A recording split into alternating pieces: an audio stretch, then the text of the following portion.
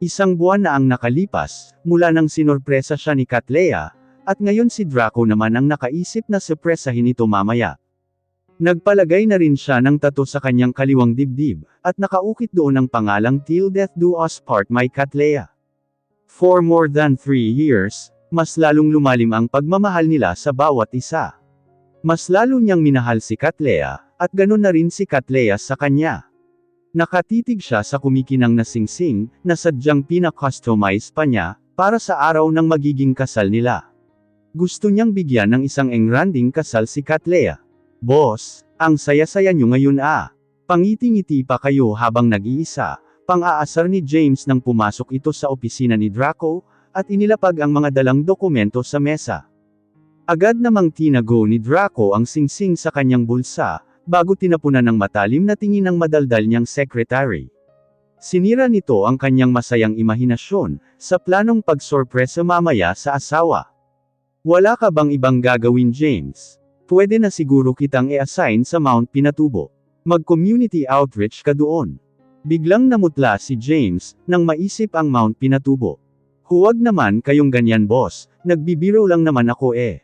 Ang totoo nga niyan boss, mas lalo kang naging hot kung titingnan nitong mga nakaraang araw. Mas naging pogi pa kayo lalo. Aray ko. Hindi na tinapos ni James ang sasabihin pa sana, nang bigla siyang tinadyakan ni Draco. Lumabas ka na nga ng opisina ko, masisira ang araw ko sa'yo, nagsitayuan ang mga balahibo ko sa katawan sa mga sinasabi mo, kadiri ka. Nagmumukha kang bakla sa paningin ko. Agad niyang binato si James ng dokumento, na nilagay nito kanina sa kanyang mesa. Dahilan para magsilaglagan ang mga nude photos, mula sa maliit na envelope na naipit sa folder. Nagulat sila nang makita ang mga hubad na larawan ni Cattleya, habang hinahalikan ng isang lalaki na hindi makikita ang mukha, dahil nakasiksik ito sa leeg niya. Nanginginig ang mga kamay ni Draco, habang isa-isang dinadampot ang lahat ng mga hubad na larawan. Lalo niyang hindi kinaya, nang makita ang isang litrato ni Cattleya, na nakahiga sa kama na hubot-hubad, at nakapikit ang mga mata. Samantala ang isang hubot-hubad ring katawan ng lalaki, ay nakapatong sa ibabaw ni Cattleya habang magkalapat ang mga labi nilang dalawa. Tuluyan nang bumuhos ang mga luha niya, dahil sa sakit na nararamdaman niya ngayon. Para siyang kandila na unti-unting nauupos. Pakiramdam niya, biglang sinaksak ng nag-aapoy na kutsilyo ang kanyang puso. Hindi siya makahinga, at para na siyang sasabog sa sobrang galit, at sakit na kanyang nararamdaman. Cattleya, bakit mo ginawa sa akin ta? Bakit? Impit na sigaw ni Draco, habang nakakuyom ang mga kamao. Tuluyan na siyang nawala sa kanyang katinuan. Pinagsusuntok niya ng malakas ang wall ng kanyang opisina. Pinataob ang mga mesa, couch, swivel chair, at kung ano-ano pa na kanyang mahawakan, at ihagi sa kung saan. Ang gulo ng opisina niya ngayon, ay maihahambing sa gulo ng nadudurog niyang puso. Ayaw niyang maniwala sa mga iwan na larawan na ito, ngunit nadidaig ng sobrang galit, at selos ang kanyang sistema. Minahal kita ng sobra Cattleya, pero ito pa ang iganti mo sa akin. Puno ng hinanakit ang kanyang puso. Nanlilisik ang kanyang mga mata, na waring kikitil ng tao. Siya si Draco del Fuego, at ang sinumang manggahas na saktan at lokohin siya, ay hindi makakaligtas sa kanya. Boss, hindi na makayang lapitan ni James ang kanyang boss, dahil sa sobrang pagwawala nito. Kung alam niya lang kung ano ang laman ng envelope na yun, edi sana hindi niya ito binigay. Bakit ba ang ano-ano niya? Kung hindi ba naman siya baplax, bakit niya kaagad dinerecho ang dokumento sa kanyang boss, na hindi man lang na-review ang laman? Teka, pinalitan ba ang folder niya sa mesa? Pero sa naalala niya walang envelope na nakaipit sa kanyang folder, paano napunta yun sa loob? Nagtataka pa rin si James, at nang matauhan ay hindi na niya nakita sa loob ng silid ang kanyang boss. Boss, saan kayo? Hinanap niya ito ngunit amoy na lang ng kanyang boss ang naiwan sa loob. Kinakabahan siyang tumakbo sa parking lot, upang pigilan ito ngunit huli na siya nang dumating. Dahil bakas at usok na lang ng nag-iinit na mga gulong ng sasakyan ni Draco ang kanyang nadatnan. Samantala sa loob ng Dean's Office ng University. Maluha-luha na nagpasalamat si Cattleya, nang i-announce ng Dean na siya ang piniling maging summa cum laude ng University, dahil sa kanyang matataas na mga marka. Hindi man niya ito hiningi, pero binigay pa rin ng Diyos sa kanya. Lumabas siya ng Dean's Office, at agad na dumiretso sa University Chapel, na sa loob din mismo ng campus nila. Kakatapos lang niyang magdasal, at akmang tatayo na siya mula sa matagal na pagkakaluhod, nang biglang may humila sa kanyang kamay, at nyudyod siya palabas ng university. Ang eksenang ito ay hindi nakaligtas sa lahat ng mga estudyante, lalo na sa kay Marie, at sa kanyang mga kaibigan. Tingnan mo nga naman Marie. Kahit pa na si Cattleya ang dahilan ng paghihiwalay namin ni Brix, pero masaya pa rin akong makitang trinato siyang parang walang kwenta ng isang Draco del Fuego. Malamang nagkasugat-sugat na yung mga paa noon, dahil sa pilitan siyang kinakaladkad palabas ng kuya mo, nakangiting wika ni Myla. Sumilay ang ngiti sa mga labi ni Marie. Ito na ang simula ng pagdurusa mo Cattleya. Nagkamali ka ng pamilyang pinasukan. Tingnan lang natin kung hanggang saan ang makakaya mong tiisin sa piling ni kuya, sa loob-loob niya, habang nakatingin sa papalayong mag-asawa. Habang nasa loob ng kotse, nahihilo pa rin si Cattleya dahil pabalibag siyang hinagis ni Draco sa loob ng sasakyan. Pati si Mang Tomas na matagal ng driver nila, ay hindi mapigilan ang sarili na maawa sa sitwasyon ngayon ni Cattleya. Ano ba talaga ang nangyari sa boss niya, at parang hindi na nito kilala ang babaeng asawa. Ang dating anghel na Draco sa tuwing nakaharap kay Cattleya, ay biglang naging halimaw kung trituhin siya. Babe, ano ba ang nangyari? Di ba okay naman tayo kanina? Nalilitong tanong ni Cattleya, habang pinupunasan ang mga luha, na kanina pa umaagos mula sa kanyang mga mata. Maraming sugat ang kanyang mga binti, at pati ang balikat niya na tinamaan ng bala kamakailan lang, ay kumikirot ngayon dahil sa pagkakahila ni Draco sa kanya kanina. Sa halip na sagutin siya ni Draco, ay si Mang Tomas ang binalingan nito at sinigawan. Bilasan mo ang pag-drive Tomas. Natatarante na sinunod ni Mang Tomas ang utos ng kanyang boss, kaya ilang minuto pa ang nakalipas, ay huminto na sila kaagad sa harap ng mansion. Magkahalong kaba at takot ang kanyang nararamdaman, nang makitang kinaladkad ulit ni Draco si Cattleya, mula pagbaba ng kotse, hanggang paakyat ng kanilang silid. Maging si Nanay Martha, ay nag-alala din nang makita ang ganitong eksena. Draco sandali, nasasaktan ako ano ba? Aray, ang sakit Draco. Biglang nandilim ang paningin ni Cattleya, nang tumama ang kanyang ulo sa headboard ng kama, dahil sa lakas ng pagkahagis sa kanya ni Draco. Pilit niyang ininda ang sakit ng kanyang ulo, at binalingan ng nagtatakang tingin ang nakatayong lalaki, na ngayon parang halimaw na ang anyo, habang nakatingin sa kanya. Parang hindi na ito ang Draco na kanyang minahal. Cattleya, bakit? Ginawa ko ang lahat para maramdaman mo, na ikaw lang ang babaeng minahal ko ng ganito. Pinagkatiwala ko sa iyo ang buong puso ko. Pero bakit mo na kayang gawin sa akin taha?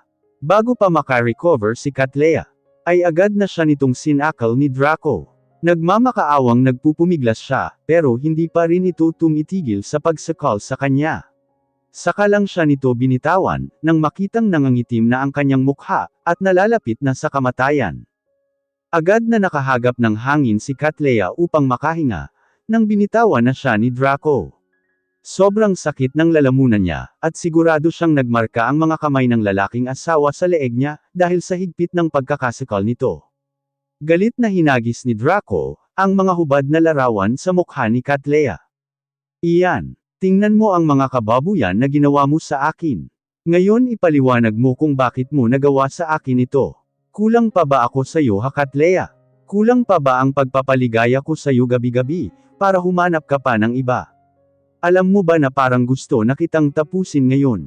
Pero kulang pa ang saktan ka sa ginawa mong panloloko sa akin. Nasindak si Cattleya sa mga hubad niyang larawan, na nakakalat ngayon sa harapan niya. Nagtataka siya kung paano siya nakuhanan sa ganitong posisyon. Sigurado siyang kagagawan ito ng mga taong gusto siyang siraan. Kahit masakit pa ang kanyang lalamunan, at parang nahihirapan na siyang huminga, pinilit pa rin niya ang sarili na magpaliwanag. Draco, hindi ko kayang gawin ito sa'yo. Na-frame up lang ako Draco, maniwala ka sa akin please. Mahal na mahal kita babe, at kahit tapusin mo man ako ngayon, mananatili pa rin akong tapat sa aking dahilan na hindi ko talaga ginawa yan, umiiyak na paliwanag ni Cattleya. Sa tingin mo maniniwala ako sa'yo Katlea? Ipinagkatiwala ko ang puso ko sa'yo, kahit na natatakot ako na baka lokohin mo lang ako. Pero mabuti na lang at maaga akong natauhan. Ngayong wala na si Daddy. Kailangan na nating maghiwalay. Hindi na nating kailangan pang magpanggap na mahal natin ang isa't isa. Katulad ka lang din ng mga babaeng bayaran. Huwag kang mag-alala, babayaran kita ng 5 milyon, kapalit ng pagiging asawa mo sa akin. Agad niyang hinagis sa harapan ni Katlea ang divorce paper, at buong tapang na inutusan ito. Pirmahan mo yan, at umalis ka na sa pamamahay ko. Mula ngayon, magkanya-kanya na tayo. Bahala ka na sa buhay mo. Puro galit sa puso ang nararamdaman niya sa oras na ito. Laging bumabalik sa memorya niya, ang hubot-hubad na katawan ni Katlea, habang nakaano ang lalaki sa ibabaw nito, at magkalapit ang labi nilang dalawa. Pakiramdam ni Katlea, ay bigla siyang tinamaan ng kidlat, dahil sa kanyang narinig mula kay Draco. Hindi siya makapaniwalang masasabi nito ang ganoong mga salita, na parang baliwala lang sa kanya. Pero hindi siya dapat mawalan ng pag-asa. Galit lang ito, at hanggat maaari, ipaglalaban niya ang pag-ibigan nilang dalawa. Draco, huwag mo namang gawin sa akin to babe. Maawa ka sa akin. Mahal na mahal kita, at hindi ko kayang mawala ka sa akin. Mahigpit niyang niyakap si Draco, habang patuloy sa pagmamakaawa, ngunit parang bato na ang puso nito. Naluluhang kumalas ito mula sa mahigpit niyang pagkakayakap, at tinulak siya dahilan para matamba siya sa kama. Hindi pa rin sumuko si Katlea, at lumuhad uli ito sa harapan ni Draco, habang humahagulgol sa pag-iyak. Draco, huwag mo namang gawin sa akin ka, please. Galit ka lang babe. Hindi kita niloko, maniwala ka naman sa akin oh. Hindi ko na alam kung ano pa ang paniniwalaan ko sa relasyon nating ito Katlea. Kaya hanggat hindi pa nauubos ang pasensya ko, pirmahan mo na ang annulment, at umalis ka na. Pagbalik ko, ayoko nang makita ang pagmumukha mo, at baka hindi ako makapagtimpi at matapos pa kita. Nakaisang hakbang pa lang si Draco, upang umalis nang biglang niyakap ni Katlea ang mga binti niya, dahilan para tumigil ulit siya sa paglalakad. Pinipigilan ni Draco ang sarili, na maawa kay Katlea, bumubuhos na rin ang mga luha niya, habang hinahatak ang mga binti mula sa pagkakayakap ng kanyang asawa. Bitiwan mo ako Katlea, huwag mong hintayin na tadyakan pa kita. Matapang niyang pagkakasabi, bago nagpatuloy uli sa paglalakad. Sa mga narinig ni Katlea, tuluyan ng sumabog ng pinong-pino ang puso niya. Wala nang rason para magmakaawa kay Draco, dahil sarado na ang puso nito para sa kanya. Buo na ang desisyon nitong hiwalayan siya. Draco, napatigil si Draco sa paglalakad palabas ng pinto, nang marinig ang tawag ni Katlea sa kanya. Bakit ba ang dali-dali mong maniwala sa iba, kaysa sa akin babe? Akala ko minahal mo ako ng totoo. Lagi mong sinasabi sa akin na hindi mo kayang mawala ako sa buhay mo, pero dahil lang sa mga hubad na larawan kong yan, na hindi ko alam kung sino ang nagpadala sa'yo. Nakalimutan mo na kaagad ang lahat ng mga pangako mo. Gusto mo na magpaliwanag ako sa'yo, pero para saan pa ang paliwanag ko, kung ikaw mismo ang nagsara ng puso mo para paniwalaan ang lahat ng mga sinasabi ko. Ang lupit mong magmahal babe. Ngayon ko lang na-realize, kung gaano kadali para sa'yo ang mahalin ako noon, ganoon din kadali para sa'yo na bitawan ako ngayon. Pero hindi kita masisisi, nakahanda akong mawala sa buhay mo kung yan ang gusto mo. Hindi alam ni Draco kung paano sagutin ang lahat ng mga binitawang salita ni Katlea. Bawat bigkas ng mga salita nito, ay parang patalim na direktang tumatagos sa kanyang puso. Umangat siya ng tingin at lumingon sa asawa, para lang magulat nang makita si Katlea, na may hawak ng matulis na bagay sa kanyang mga kamay. Katlea, anong ibig sabihin nito? Bitiwan mo yan. Saan mo kinuha yan? Ito ba? Lagi kong daladala ito simula nang kinidnap ako, hindi ko inaasahan na sa sarili ko rin pala ito gagamitin, nababaliw niyang sagot, habang nagpapalitan sa pagiyak at pagtawa. Patuloy sa pagbuhos ang mga luha ni Katlea, habang mapait na tinatitigan ang lalaking minahal niya. Babe, ang hirap mong mahalin, ngunit mas mahirap kang kalimutan. Lahat ng pinanggako ko sa'yo noon, lahat iyon totoo. At kahit kailan, hindi kita niloko, pero kung ang pagkawala ko ang siyang magpapatunay ng totoong nararamdaman ko sa'yo, gagawin ko ang gusto mo. Kaya kung burahin ngayon ang buhay ko sa harapan mo mismo, ngunit ipangako mo sa akin babe, na huwag mo akong hanapin sakaling darating ang araw na malaman mo, kung ano ang totoo. Lumapit siya kay Draco, at kinuha ang kamay nito. Pinahawak niya ang patalim, at agad na itinutok sa dibdib niya. Gawin mo na ngayon babe. Para matahimik na tayo pareho. Simula sa araw na ito pinapalaya na kita. Huwag kang mag-alala, pinirmahan ko na ang divorce paper ayon sa gusto mo. Salamat, dahil sa loob ng 3 taon, hinayaan mong mahalin kita, at pinaramdam mo sa akin kung gaano mo rin ako kamahal, kahit na peke man lahat ng iyon, ngunit isa iyon sa pinakamagandang nangyari sa buhay ko. Ikaw ang buhay ko babe, at masaya akong pakawalan ka, kung yan ang nakakapagpasaya sayo. Parang nahimasmasan si Draco sa kanyang nagawa, at akmang kukunin na niya ang patalim upang ilayo, ngunit pinigilan ito ng mga kamay ni Cattleya, at puwersahang inilapit yun sa dibdib niya. Tulala at nakaawang ang mga labi ni Draco, nang makita ang maraming dugo, na biglang lumabas sa dibdib ni Cattleya. Para siyang binuhusan ng malamig na tubig, dahil kaya nitong saktan ang sarili, para lang patunayan ang pagmamahal nito sa kanya. Ano bang ginawa niya? Sana maging masaya ka babe. Ito ang mga huling salita na binitawan ni Cattleya, bago siya mawalan ng malay. Cattleya, agad niyang sigaw sa asawa, nang bigla na lang itong natamba, mabuti na lang at nasalo niya kaagad. Maputlang mapatla na ang bibig nito. At parang hindi na rin humihinga. Sinuntok niya ang kanyang sarili sa sobrang pagsisisi. Nagpadala siya sa kanyang galit at selos. Natatakot siya na maaring tuluyang mawala si Cattleya. Mabilis niya itong binuhat palabas ng mansion. Ininda ni Draco ang biglang pagbuhos ng malakas na ulan, habang tinatakbo si Cattleya papasok ng sasakyan. Tarantang pumasok na rin sa Mang Tomas sa driver's seat ng sasakyan, nang makitang buhat-buhat ni Draco ang asawang duguan. Kahit naguguluhan sa mga nangyari, ay pinabilasan na lang niya ang pagpapatakbo ng sasakyan. Babe, sambit ni Draco sa pangalan ni Cattleya, ngunit walang kahit anumang karugtong ang gustong lumabas sa mga labi niya. Sarili niya ngayon ang kanyang kalaban, dahil nagpadala siya sa galit na hindi man lang pinapakinggan ang paliwanag ng asawa. Masyado siyang nabulag, sa paniniwalang lahat ng babae ay hindi mapagkatiwalaan, at kahit pa sa babaeng mahal na mahal niya. Di nagtagal at nakarating na rin sila sa Sanay Hospital. Laking gulat ni Axel, nang makita ang pinsan na naliligo sa sariling dugo. Draco, anong nangyari kay Cattleya? Muntik pa niyang masabi ang Sanay. Parang susuntukan niya ang kaibigan, dahil sa pinagagawa nito. Akala niya kaya nitong protektahan si Sanaya, ngunit nagkamali pala siya. Axel, kasalanan ko ito lahat. Iligtas mo siya please, pagmamakaawa niya sa kaibigan. Susubukan ko ang lahat ng makakaya ko Draco. Malalim ang sugat niya sa dibdib, parang galit na sagot ni Axel sa kanya, at saka mabilis na nitong pinasok si Cattleya sa loob ng operating room. 6 hours nang naghihintay si Draco sa labas ng operating room, ngunit hindi pa rin lumalabas si Axel. Gusto na niyang pasukin ito sa loob. Another 2 hours ulit siyang naghintay, pabalik-balik siyang naglalakad sa hallway. Hindi mapakali, at parang nababaliw na sa kakaisip. Kung ano na ang nangyari kay Cattleya sa loob. Ilang sandali pa'y lumabas na si Axel.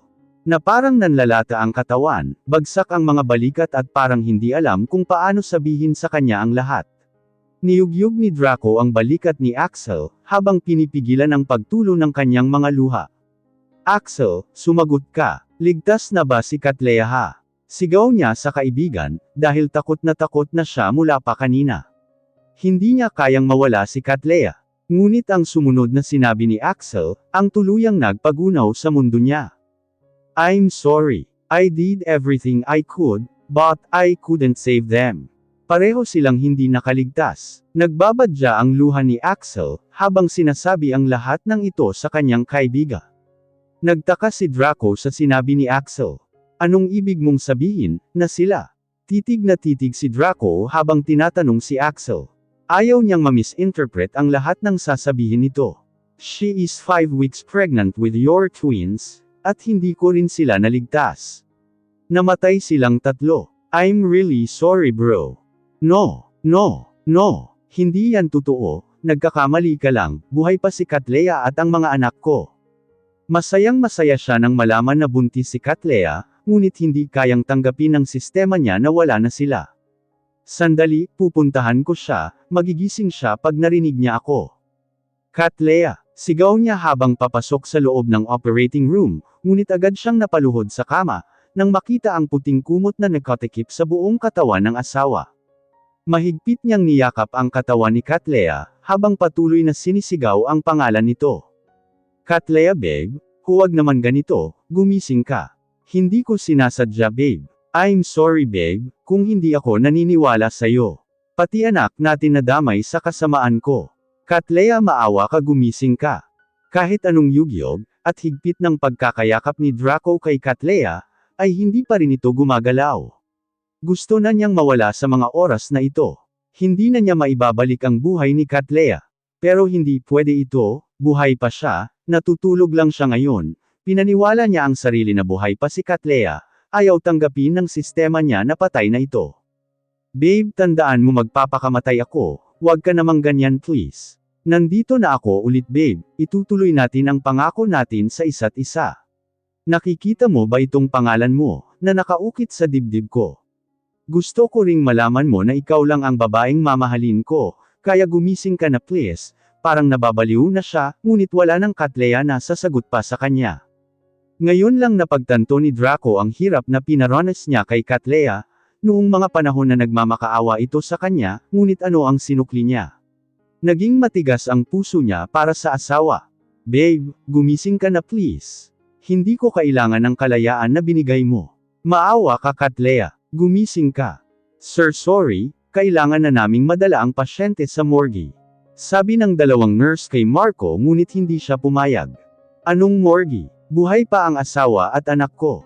Subukan niyo lang siyang dalhin, makakatikim kayo sa akin, galit na galit siya habang sinisigawan ang dalawang nurse. Hindi na nakatiis si Axel.na kanina pa nakamasid sa kaibigan, kaya nilapitan niya ito at pinayuhan. Bro, alam kong masakit ang pagkawala ni Katlea, ngunit kailangan muna natin siyang madala sa morgue para ma-freeze ang kanyang katawan. Axel hindi pwede. Akala ko kaibigan kita. Bakit hindi ka naniniwala na buhay pa si Katlea, at ang mga anak namin? Nandito siya sa puso ko Axel, at nararamdaman ng puso ko, na buhay pa rin sila ng mga anak ko. Sige na kunin niyo na siya. Sinanyasan ni Axel ang dalawang nurse, upang dalhin na ang katawan ni Katlea sa morgue. Nang makita ito ni Draco ay agad siyang nag-hysterical, at hinabol ang dalawang nurse na mabilis ang mga hakbang, habang tinutulak ang hinigan ng katawan ni Katlea, papunta sa morgue. Subalit nakadalawang hakbang pa lang siya, nang mawalan kaagad ng malay, dahil sa pagturok ni Axel ng gamot na pampatulog sa kanya. Samantala sa morgue, agad na pinalitan ng dalawang masked man, ang katawan ni Sanaya. Ang totoong katawan niya, ay lihim na dinala papasok sa isang secret passage ng hospital, patungo sa rooftop kung saan maraming nakabantay na mga armadong lalaki. Sa likod ng mga ito, ay may nakalapag na isang private jet, na may sakay na maraming famous doctor at nurses. Hinihintay nila ang pagdating ng katawan ni Sanaya, upang dalhin sa Amerika. Ilang sandali pa'y lumipad ang isang private jet, lulan ang katawan ni Sanaya. Samantala, nagising si Draco sa isang private room, na sa loob mismo ng opisina ni Axel. Napabalikwas siya ng bangon, nang maalala niya si Katlea, na dinala ng dalawang nurse sa morgue kanina. Teka ano oras na ba? Bakit ba siya nakatulog? Mabilis siyang lumabas ng silid na yun, upang hanapin si Katlea. Nagulat pa siya nang nadatnan niya si Axel, na nakaupo sa swivel chair ng sariling opisina nito. Axel, nasaan si Katlea? Kailangan ko siyang puntahan. Nandoon sa morgue ang katawan niya, agad ding sagot ni Axel. Sinabi ko na sayong buhay si Katlea, bakit mo siya doon dinala? Draco, doktor ako, kaya ko sinasabi ito sa'yo, dahil alam kong hindi na maibabalik ang buhay ni Katlea. Tanggapin mo na lang na wala na siya. Hindi pa siya patay. Buhay siya. Buhay siya. Tuluyan na naman bumuhos ang mga luha ni Draco. Hindi niya talaga kayang tanggapin, na hanggang dito na lang ang pagsasama nila ng kanyang asawa. Lumuhad siya sa harapan ni Axel, habang nagmamakaawa. Axel maawa ka, buhay pa si Katlea. Hindi ko matatanggap ito. Bakit ngayon pa kung saan handa na kaming magka-baby? Napapaluhan na tanong ni Draco sa kaibigan niya. Tanggapin na lang natin ang katotohanan na wala na sila bro. Sa ngayon kailangan mong magpakatatag. Isipin mo na lang na lahat ng mga bagay ay nangyari dahil may malalim na dahilan. Darating ang araw na maghihilom na rin ang sugat sa iyong puso, madamdaming payo ni Axel kay Draco. Hindi bro, si Cattleya lang ang buhay ko. Siya lang ang nagpapasaya sa akin. Pero nangyari na ang lahat Draco. Hindi matahimik si Cattleya kung palagi kang nagkaganyan. Ayusin mo ang buhay mo, dahil yun ang gusto niya. Anong ibig mong sabihin? Bago siya mamatay sinabi niya sa akin, na masaya siya sa desisyon na pinili niya. At huwag mong pabayaan ang sarili mo, dahil lang sa nagsisisi ka. Kaya bro, ito ang gusto ni Cattleya. Pinakawalan ka na niya, kaya nararapat lang na pakawalan mo na rin siya. 3 days after. Araw ngayon ng libing ni Cattleya, pero pakiramdam niya ayaw niyang bumaba ng sasakyan upang makilibing. Hindi niya pa rin matanggap na nandito siya ngayon, ililibing ang sarili niyang asawa, kasama ang kanilang magiging anak sa sinapupunan niya.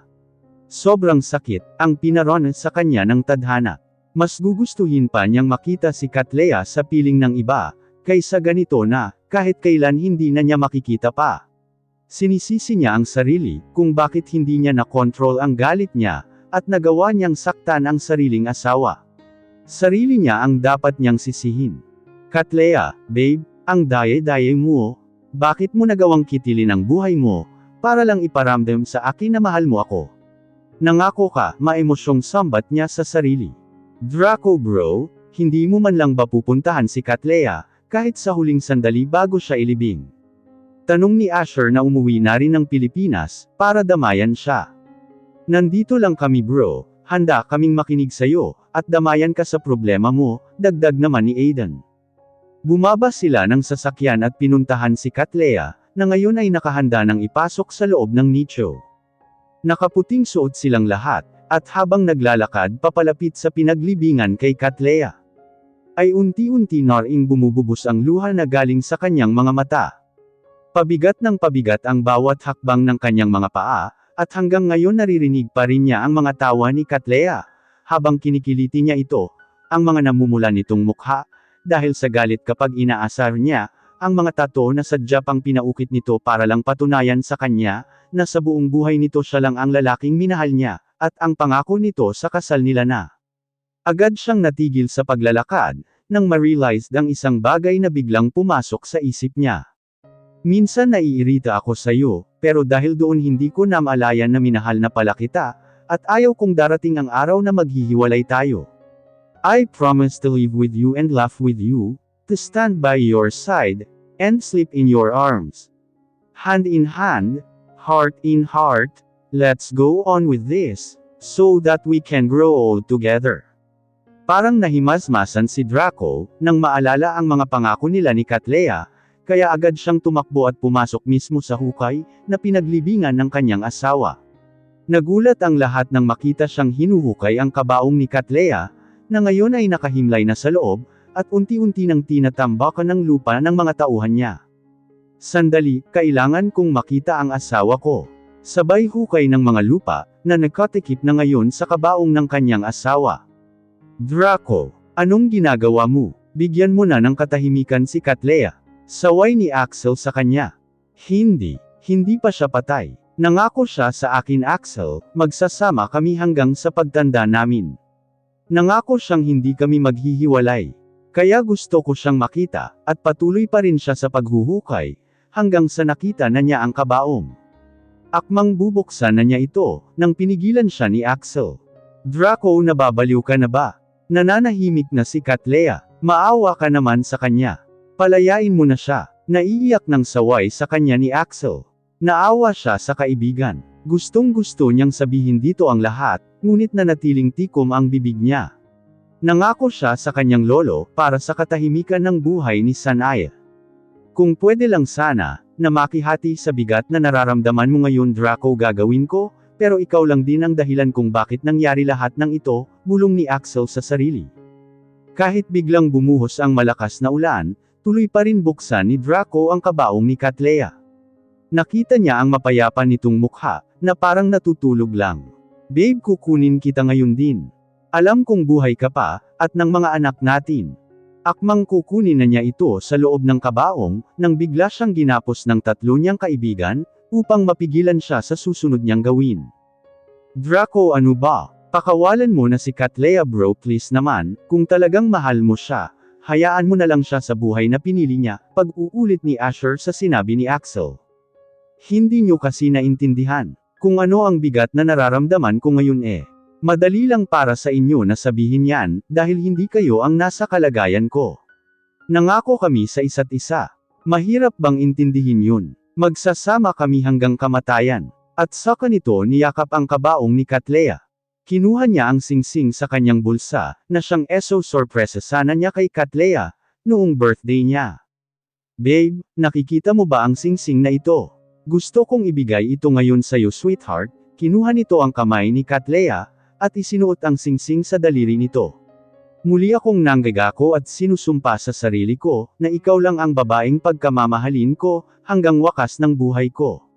Magsasama tayo ulit babe, yung masaya kasama ng mga anak natin.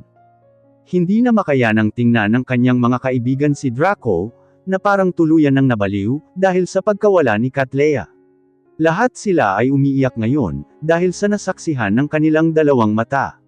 Ayaw pa rin itong magpaawat, at tuloy pa rin sa pagyakap sa katawan ng kanyang namayapang asawa. Hinayaan na lang muna nila ito, hanggang sa tuluyan ng hindi kinaya ng katawan ni Draco ang pangungulila sa kanyang anak at asawa, kaya tuluyan na siyang bumagsak sa lupa, at nawalan ng malay. Agad naman nila itong dinala sa kotse, at hinayaan na ang mga tauhan na lang nito ang maglibing uli kay Cattleya.